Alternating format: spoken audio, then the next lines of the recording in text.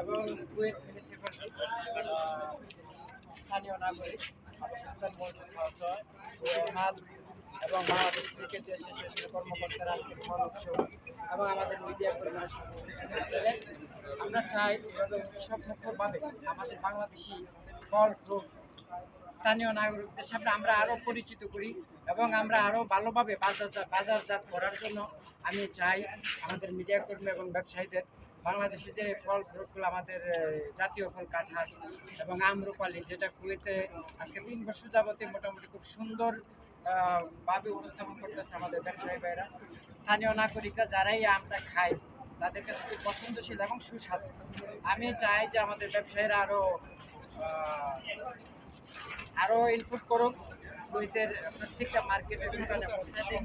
আমরা এখনো পর্যাপ্ত পরিমাণ যে চাহিদা আছে আমরা পর্যাপ্ত পরিমাণ ফল ফ্রুট পাই না। তো আমরা যাতে আগামীতে আরও ফল ফ্রুট আমদানি করতে পারি, কুয়েতের বাজার যাতে আমরা ধরে রাখতে পারি সেই আশাবাদী।